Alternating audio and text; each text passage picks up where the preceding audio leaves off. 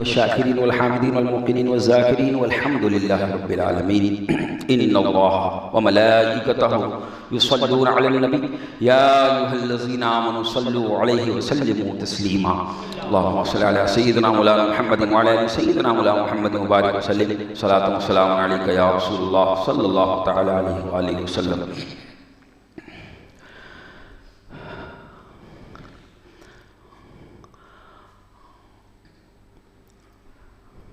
آج میں نے قرآن پاک کی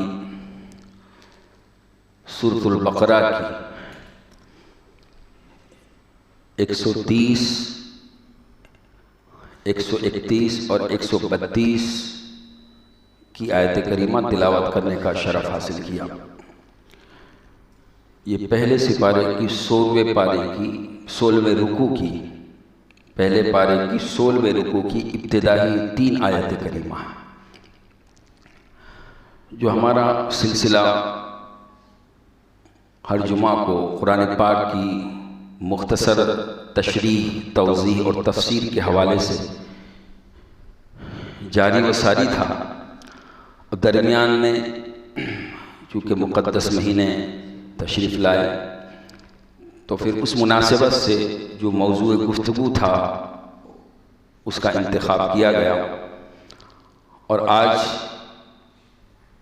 پھر سے اسی سلسلے کو جاری کرتے ہوئے کہ جس میں قرآن مقدس جو اللہ کا کلام ہے اس کی مختصر تفسیر، توضیح اور تشریح بیان کی جائے، تاکہ کچھ حد تک ہم سمجھ سکیں کہ ہمیں اللہ کی مشیت کیا ہے اور اللہ چاہتا کیا ہے. اور ظاہر ہے ہم جس اسلام کو مانتے ہیں اور جس نبی کا کلمہ پڑھتے ہیں، اس اسلام کی سب سے بڑی دلیل اور سب سے بڑا جو حکم ہے وہ ہے قرآن پاک، اور پھر ساتھ ہی میں اس کے ساتھ ہے حضور کی حدیث پاک. یعنی قرآن اور سنت، قرآن اور حدیث، اس سے ہٹ کر کوئی بھی رستہ قابل قبول نہیں ہے. اور اس بات کو خود رسول پاک صلی اللہ علیہ وسلم نے بھی اپنی حدیث میں ارشاد فرمایا، اور بعد میں صحابہ کرام بھی اسی طریقے پر رہے، اور تابعین، تبع تابعین، ائمہ مجتہدین، تمام محدثین، تمام مفسرین، تمام اولیاء اللہ، ہر ایک کی تعلیم کا نچوڑ یہی ہے کہ قرآن اور حدیث سے ہٹ کر کوئی بھی رستہ انسان کو منزل مقصود تک نہیں پہنچا سکتا. حضرت سیدنا جنید بغدادی رضی اللہ تعالیٰ سید الطائفہ، جو شریعت اور طریقت دونوں کے امام، دونوں کے سنگم، اور جن سے کئی سلسلہ روحانیت کا وجود ہوا، آپ فرماتے ہیں کہ ہماری پوری زندگی قرآن اور سنت کے بیچ میں مقید ہے. قرآن اور سنت حکم الہی اور حکم رسول صلی اللہ علیہ وسلم کے بیچ میں مقید ہے، اور اس سے باہر کوئی رستہ تصور ہی نہیں کیا جا سکتا. اور اگر اس سے باہر قدم نکالا تو پھر وہ بندہ اللہ کی رضا کو نہیں پا سکتا. گویا کہ جب ہم اقوال بزرگان دین کا مطالعہ کرتے ہیں تو تمام بزرگان دین یہی فرماتے ہوئے نظر آتے ہیں کہ قرآن اور سنت رسول سے ہٹ کر کوئی بھی رستہ قابل قبول ہے. اب یہ جو ہے اس دور کا بڑا المیہ ہے کہ ہر مکتبہ فکر اور ہر فرقہ اپنے آپ کو یہی دعویٰ کرتا ہے کہ ہم قرآن اور سنت کی دعوت دیتے ہیں، قرآن اور حدیث کی دعوت دیتے ہیں.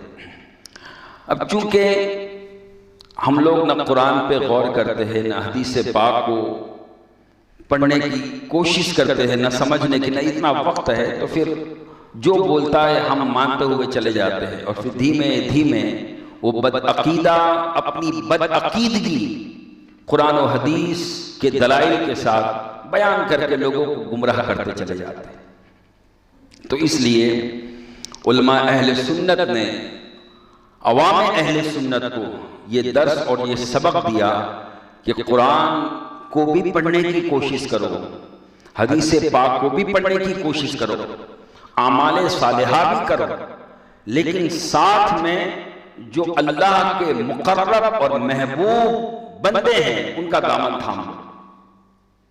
گزشتہ جمعہ اسی بات کو عرض کیا تھا کہ وَكُونُوا مَعَ الصَّادِقِينَ، سچوں کے ساتھ ہو جاؤ۔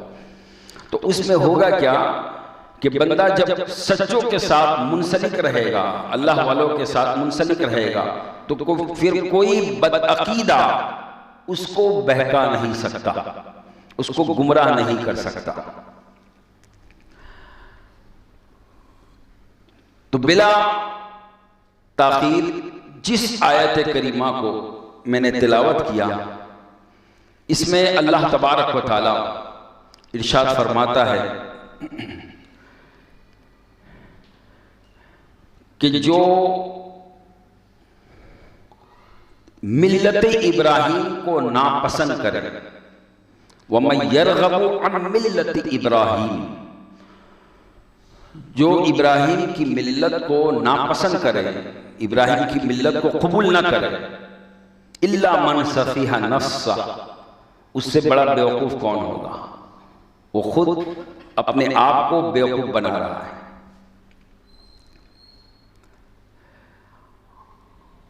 اور یہ آیت کریمہ ملت ابراہیم سے جو انحراف کرے، اب ملت ابراہیم کیا ہے؟ تو ملت ابراہیم جیسے ایک ہے دین اور ایک ہے ملت، تو اس کا معنی تو قریب قریب ہے کہ جو دین ہے وہی ملت ہے، جو ملت ہے وہی دین ہے، لیکن دین کی نسبت اللہ کی طرف بھی ہوتی ہے، نبیوں کی طرف بھی ہوتی ہے، اور امت کی طرف بھی ہوتی ہے، اور ملت کی نسبت صرف نبی کی طرف ہوتی ہے۔ جیسے کہا جاتا ہے ملت ابراہیم، ملت آدم، ملت موسیٰ، ملت عیسیٰ، اور ہم ہیں ملت محمد صلی اللہ علیہ وسلم۔ تو ملت جو ہے یہ دین ہی کا ایک معنی، اور دین کیا ہے؟ دین الہی دستور ہے، الہی قانون ہے، یعنی انسان کے زندگی گزارنے کا جو طریقہ ہے وہ اللہ کی طرف سے آیا ہوا ہے، اسے کہتے ہیں دین الہی، الہی دستور، اور اس کا نام کیا ہے؟ اسلام، مذہب اسلام۔ جیسے قرآن پاک میں اللہ نے فرمایا ان الدین عند اللہ الاسلام، بے شک دین جو ہے وہ اللہ کے نزدیک جو پسندیدہ ہے وہ اسلام ہے۔ یعنی دنیا کے اندر آپ کو دین تو بہت ملیں گے، قانون زندگی گزارنے کے دستور اور قانون بہت ملیں گے، لیکن اللہ کے نزدیک جو پسندیدہ دستور ہے وہ ہے کہ جو اس نے اپنے نبیوں کے ذریعے انسانوں تک پہنچایا، اور اس کا نام ہے اسلام۔ اور جب اسی قانون الہی کو جب مدون کیا جاتا ہے، جب اس کو دستور بنایا جاتا ہے، تو پھر اس کی نسبت نبیوں کی طرف ہوتی ہے، اور اس کو کہا جاتا ہے ملت۔ اور یہ بات ذہن میں رکھے کہ ہر نبی کا دین اور ہر نبی کی ملت وہ اسلام ہی تھا، ہر نبی کا دین اور ہر نبی کی ملت وہ اسلام تھا، اس لیے کہ اللہ نے جو پسند فرمایا ہے وہ صرف اسلام۔ اب اس میں پھر اسلام کے اندر نبیوں نے اپنے اپنے وقت میں اللہ کے حکم سے کچھ عبادت اور معاشرت کے قانون دنیا والوں کو عطا فرمائے، اسے کہا جاتا ہے شریعت، اسے کہا جاتا ہے شریعت۔ تو شریعت جو ہے یہ ہر نبی کی الگ الگ ہوتی رہی، شریعت ہر نبی کی الگ الگ ہوتی رہی، لیکن دین اور ملت ہر نبی کا ایک ہی رہا، وہ ہے اسلام۔ اور دین کے اندر، اسلام کے اندر جو اصل قانون ہے، جو بنیادی قانون ہے، جو بنیادی عقیدے ہیں، وہ کسی بھی نبی کی ملت اور دین میں بدلے نہیں، بلکہ ایک ہی رہے۔ صرف شرعی قانون میں تبدیلی ہوئی، لیکن دینی اور ملی قانون جو اللہ کی طرف سے اترے وہ سب ایک ہی رہے۔ اور وہ کیا ہے؟ وہ ہے توحید۔ توحید، اللہ کو ایک ماننا، اللہ کی ذات و صفات میں کسی کو شریک نہ کرنا۔ ہر نبی کا یہی عقیدہ رہا۔ آخرت کو ماننا، مرنے کے بعد کی زندگی کو یقین کرنا، وَبِالْآخِرَةِ هُمْ يُوقِنُونَ، آخرت پر یقین کامل رکھنا، ہر نبی کی یہی تعلیم رہی۔ جھوٹ، اس کو حرام سمجھنا، ہر نبی کی یہی تعلیم رہی۔ بہت سے جو ہے فرشتوں کو حق ماننا، یہ ہر نبی کی تعلیم رہی۔ تقدیر کو اللہ کی طرف سے جاننا، یہ ہر نبی کی تعلیم رہی۔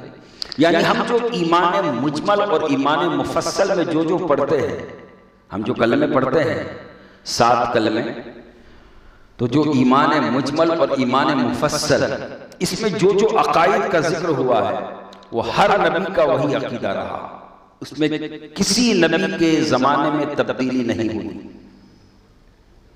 اللہ، قیامت، فرشتے، کتابیں، رسول، آخرت کا دن، اچھی بری تقدیر، اور بعث بعد الموت، موت کے بعد اٹھنا، اس میں ہر کسی نبی کا اختلاف نہیں، اور کسی نبی نے اس کے خلاف تعلیم نہیں دی، کیونکہ یہی ملت ہے اور یہی دین ہے، اور اسی کو اصولی طور پر اسلام کہا جاتا ہے۔ اور حضرت ابراہیم علیہ السلام نے بھی اللہ کی بارگاہ میں یہی عرض کیا تھا کہ ربنا وجعلنا مسلمین، اے اللہ مجھے اور میرے بیٹے کو مسلمان بنا۔ اب ابراہیم علیہ السلام کب آیا؟ ہمارے نبی سے ہزاروں سال پہلے، لیکن آپ نے دعا فرمائی ربنا وجعلنا مسلمین، اور مسلمان کا حقیقی معنی یہ ہوتا ہے، حقیقت میں معنی یہ ہوتا ہے کہ اللہ کی اطاعت میں اپنے آپ کو سپرد کر دینا، اللہ کی فرما برداری میں اپنے آپ کو خود سپردگی کر دینا، یہ ہے اسلام۔ اللہ کی بارگاہ میں جھکے رہنا، یہ ہے اسلام۔ اور جو جھکنے والا ہے وہ ہے مسلمان۔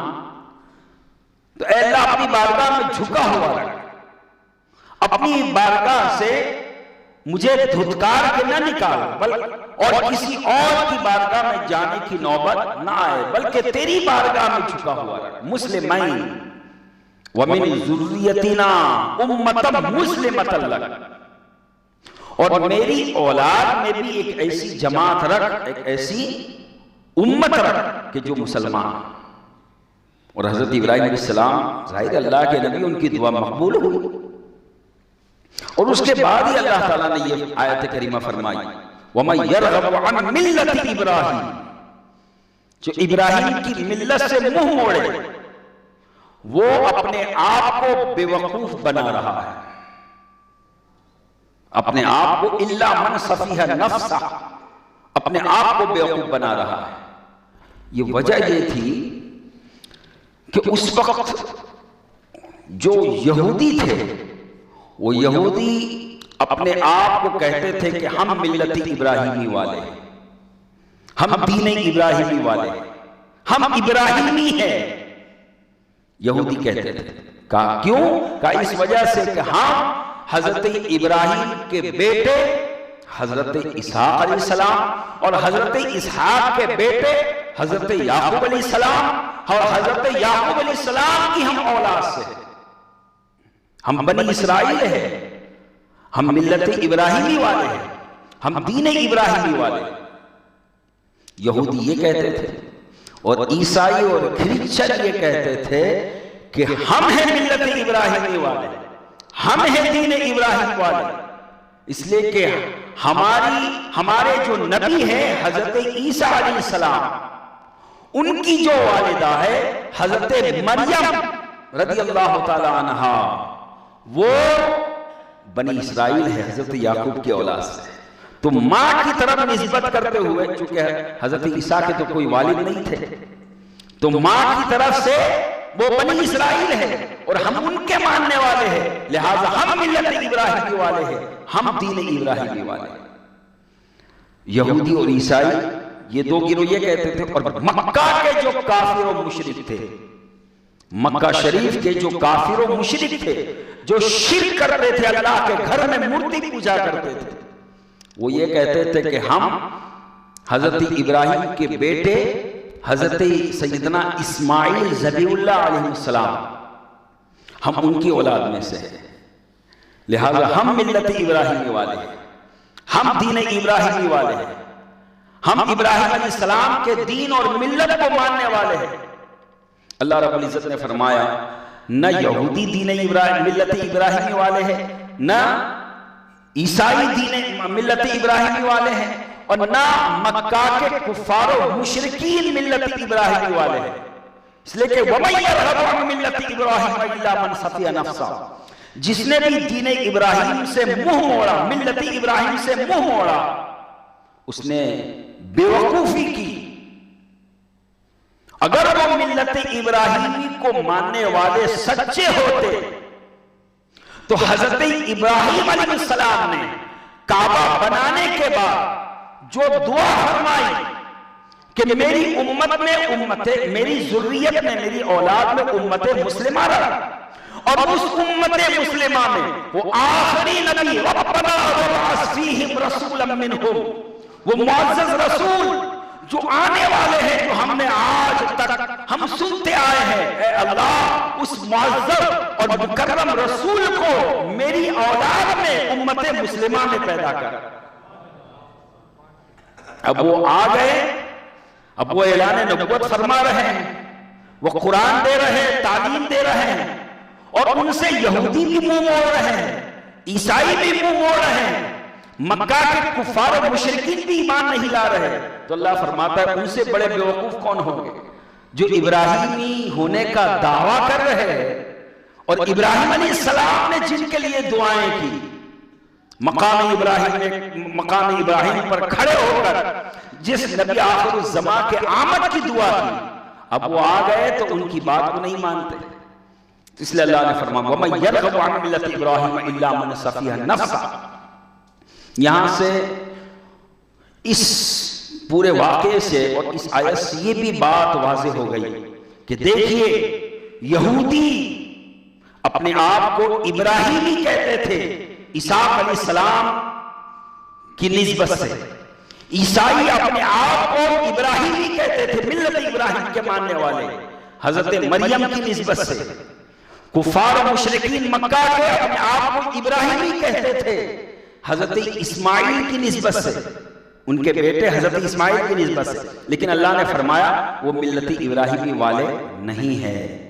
معلوم کیا ہوا، اگر کوئی اس دور کے اندر اپنے آپ کو کسی کی اولاد ہونے کا دعویٰ کرے اور کہے کہ میں فلاں ہوں، میں فلاں ہوں، لیکن اگر اس کے عقائد و نظریات وہ نہ ہو جو عقائد و نظریات اسلام نے بیان فرمائے، تو پھر اسے یہ نسبت کوئی کام نہیں آ سکتی، جیسے یہودیوں کو کام نہیں آئی، عیسائیوں کو کام نہیں آئی، کفار مشرکین مکہ کے کفار مشرک، یعنی اگر وہ ملت ابراہیمی والے اور حضرت ابراہیم کے سچے ماننے والے ہوتے تو پھر کبھی شرک نہ کرتے، توحید کے خلاف کبھی کوئی عقیدہ نہ بناتے، کبھی وہ حضور کی نبوت کا انکار نہ کرتے، قرآن کا انکار نہ کرتے، اس لیے کہ قرآن اور صاحب قرآن کے آنے کی خبر تو ان کی کتابوں میں اور ان کے نبیوں نے بار بار دی، تو تم کیسے پھر اس نبی کے حکم کو نہیں مان رہے کہ وہ نبی نے فرمایا تھا کہ آخر میں نبی آئیں گے؟ حضرت عیسیٰ نے بھی فرمایا تھا اپنی امت سے وَمُبَشِّرًا بِرَسُولٍ يَأْتِي مِن بَعْدِهِ اسْمُهُ احمد، اے بنی اسرائیل سن لو، میں تمہیں خوشخبری دیتا ہوں کہ میرے بعد ایک عظیم رسول آئے گا جس کا نام احمد ہے۔ واضح طور پر نام بھی ذکر فرمایا، اور جس کو اللہ نے قرآن میں بیان فرمایا۔ اب غور فرمائے ہمارے آقا کی شان کتنی عظیم الشان ہے کہ ابھی پیدا بھی نہیں ہوئے اور اس سے پہلے ہی ہر نبی اس نبی کا چرچا کر رہا ہے، اس نبی کی آمد کا ذکر کر رہا ہے۔ معلوم کیا ہوا؟ جب سے کائنات بنی ہے، جب سے لے کے آپ کی پیدائش تک، ہر زمانے میں آپ کا ذکر اور چرچا ہوتا رہا۔ اب آپ پیدا ہو چکے، تشریف لے آئے، آپ نے 63 سالہ زندگی حیات ظاہری دنیا میں گزار چکے، اب آپ نے وصال مبارک فرمایا۔ اب دستور اور طریقہ یہ ہے کہ جیسے آدم سے عیسیٰ ہر نبی اس نبی کا چرچا کرتے رہے، اب یہ امت کی ذمہ داری ہے کہ جب تک اس دنیا میں رہے اس نبی کے ذکر کی دھوم مچاتے رہے۔ یہ سنت انبیاء ہے اور اس کو اللہ نے پسند فرمایا ہے، اس کو اللہ نے پسند فرمایا۔ اس وجہ سے اللہ رب العزت نے ان باتوں کو مدح کے مقام میں اس کو ذکر فرمایا۔ تو اللہ نے فرمایا کہ جو ملت ابراہیم سے منہ موڑے وہ بے وقوف ہے۔ وَمَن يَرْغَبُ عَن مِلَّةِ إِبْرَاهِيمَ إِلَّا مَنْ صَفِيَ نَفْسَهُ، حضرت ابراہیم کی ملت سے منہ موڑے وہ اپنے آپ کو بیوقوف بنا رہا ہے۔ وَلَقَدِ اصْطَفَيْنَاهُ فِي الدُّنْيَا، اللہ فرماتا ہے ہم نے ابراہیم کو تو چن لیا تھا، ابراہیم کو اپنا خلیل بنایا تھا دنیا میں، اور انہوں نے کبھی شرک نہیں کیا، کبھی بت پرستی نہیں کی۔ اتنا بڑا بادشاہ نمرود کے سامنے آپ تنے تنہا ڈٹے رہے، آپ کو آگ میں ڈالا گیا، لیکن قربان جائے ابراہیم خلیل اللہ کی ذات پر کہ آپ نے توحید کا ڈنکا آگ میں جاتے ہوئے بھی بلند فرمایا۔ توحید سے کبھی بھی کوئی نبی نہیں ہٹا، اور یہی اصل ملت ابراہیم ہے، یہی حضرت ابراہیم کی ملت ہے۔ یعنی اگر کوئی اپنے آپ کو کسی کی طرف منسوب کرے لیکن اگر ان کا عقیدہ نہ اپنائے، ان کا عقیدہ نہ اپنائے، تو پھر اس کا اپنے آپ کو ان کی طرف منسوب کرنا کام نہیں دے گا۔ جیسے یہودیوں کا، عیسائیوں کا اور مکہ کے کفار اور مشرکین کا اپنے آپ کو حضرت ابراہیم کی طرف منسوب کرنا، حالانکہ یہ منسوب کرنا تو یہ تو اچھی بات ہے، اپنے آپ کو ابراہیمی کہنا، ملت ابراہیمی والے کہنا، یہ تو بڑی مبارک بات ہے کہ نبی کی طرف نسبت کر رہے ہیں۔ لیکن نسبت تو وہ کرتے تھے، لیکن ان کی نسبت سچی نہیں تھی، جھوٹی تھی۔ اگر سچی نسبت ہوتی تو وہ کفر نہ کرتے، شرک نہ کرتے، حضرت عزیر کو اللہ کا بیٹا نہ کہتے، حضرت عیسیٰ کو اللہ کا بیٹا نہ کہتے۔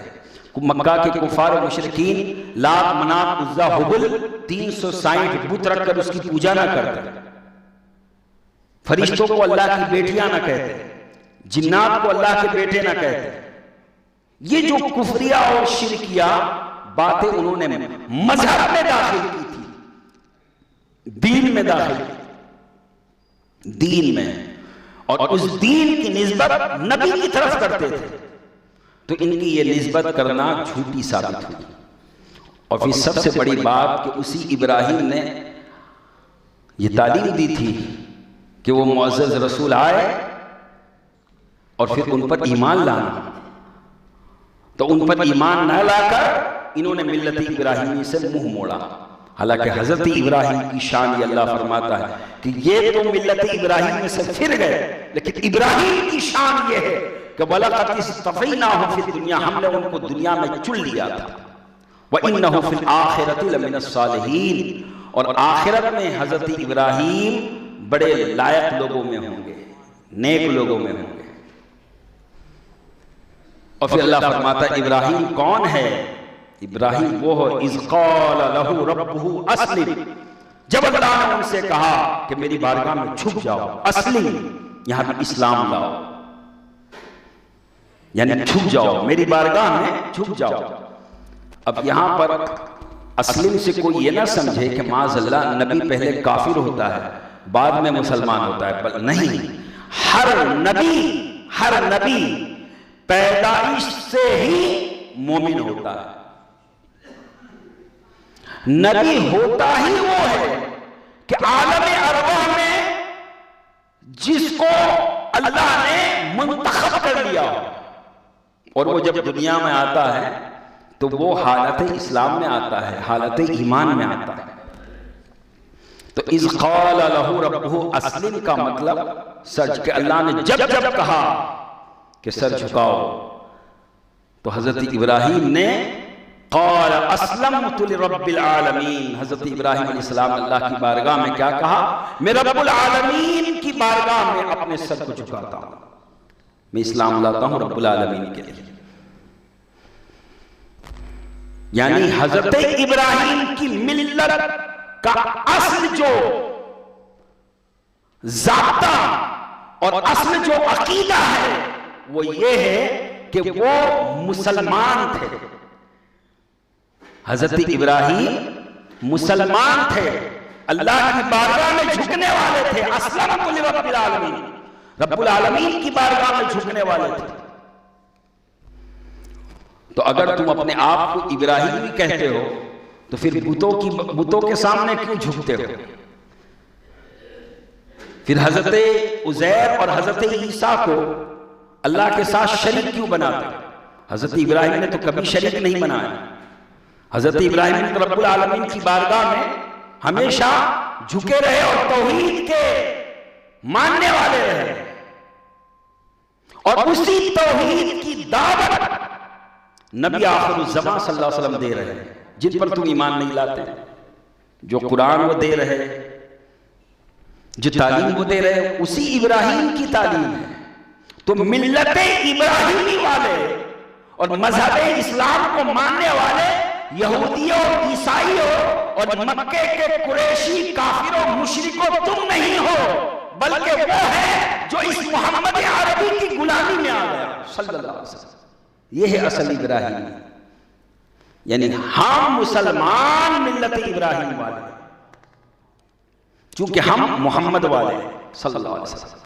اب محمد صلی اللہ علیہ وسلم کے آنے کے بعد اب ملت ابراہیم کا جو امتیاز ہے وہ کوئی اور شے نہیں رہی، بلکہ وہ حضور کو ماننا ہو گیا، کہ جس نے حضور کو مانا اس نے ابراہیم کو بھی مانا، اور ابراہیم تو کیا اس نے ہر نبی کو مانا، اس لیے کہ ہمارے نبی کی تعلیم تو یہی ہے کہ بھئی عیسائی ان کے ساتھ کچھ بھی معاملہ کرے، یہودی اپنے نبی کے ساتھ کچھ بھی معاملہ کرے، لیکن تم مسلمان ہو خبردار اس نبی کی کبھی گستاخی نہ کرنا، اس نبی کی کبھی بے ادبی نہ، وہ نبی اللہ کے نبی ہے، عیسیٰ اللہ کے نبی ہے، عزیر اللہ کے نبی ہے، موسیٰ اللہ کے نبی ہے، یعقوب اللہ کے نبی ہے، اسحاق اللہ کے نبی ہے، اسماعیل اللہ کے نبی ہے، یہ سارے اللہ کے نبی۔ اب اگر ان کے ماننے والے بگڑ گئے تو اس میں قصور ان کا نہیں ہے، بگڑنے والوں کا ہے۔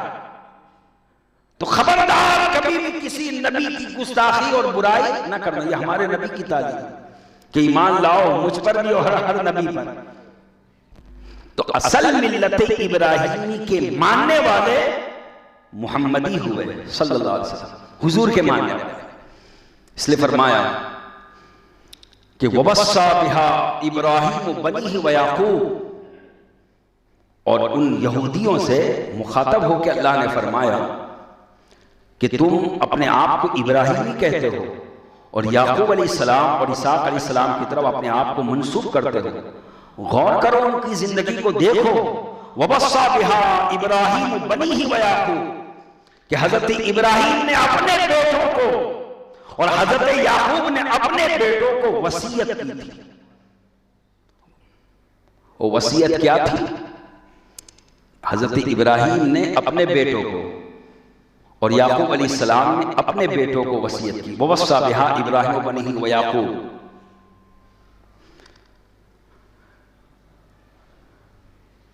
یا بنی ان اللہ اصطفیٰ لکم الدین فلا تموتن الا وانتم مسلمون، یہ وصیت کی تھی کہ میرے بیٹو، اے میری اولاد، اللہ نے تمہارے لیے ملت ابراہیم کو پسند کر لیا ہے، تمہارے لیے دین ابراہیم کو پسند کر لیا ہے، مذہب اسلام کو پسند کر لیا ہے۔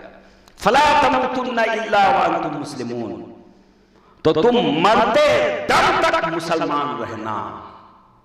یہ حضرت ابراہیم نے بھی وصیت کی اپنے بیٹوں کو، حضرت یعقوب نے بھی اپنے بیٹوں کو وصیت کی۔ اب جو اپنے آپ کو ان کی طرف منسوب کرتے ہیں وہ دیکھے اس وصیت پہ کتنا وہ عمل کر رہے ہیں۔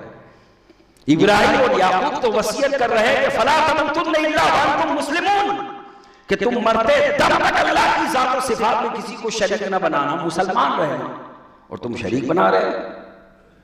اور یہ مسلمان ہے لا الہ الا اللہ محمد رسول اللہ پڑھنے والے، کہ جو در حقیقت حضور کی تعلیم سے اس وصیت پر مکمل عمل کر رہے ہیں کہ مسلمان اللہ کی ذات و صفات میں کسی کو شریک نہیں بناتا، اور آخرت پر بھی یقین رکھتا ہے، فرشتوں پر یقین رکھتا ہے، رسولوں کو مانتا ہے، کتابوں کو مانتا ہے، مرنے کے بعد کی زندگی کو مانتا ہے۔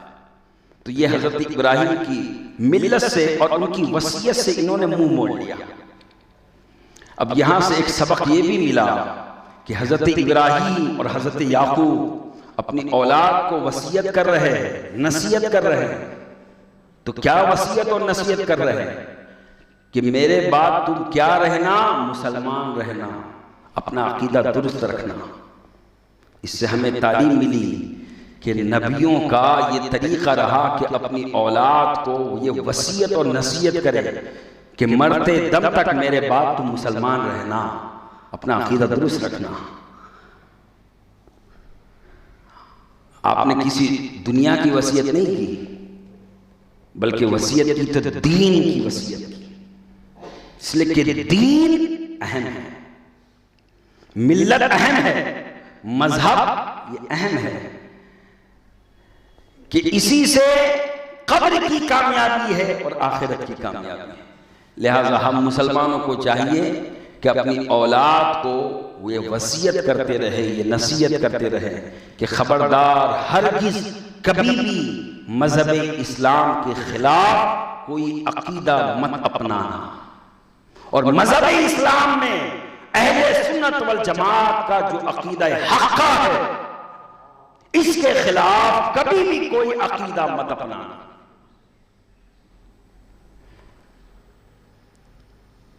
انشاءاللہ وقت کا لحاظ بھی رکھنا ہے اور یہ سلسلہ انشاءاللہ جاری رہے گا۔ آج یہ 3 آیت کریمہ سورۃ البقرہ کی، اس کے تعلق سے مختصر تشریح و تفسیر و توضیح میں نے بیان کی۔ دعا ہے اللہ تبارک و تعالی ہم سب کو اپنے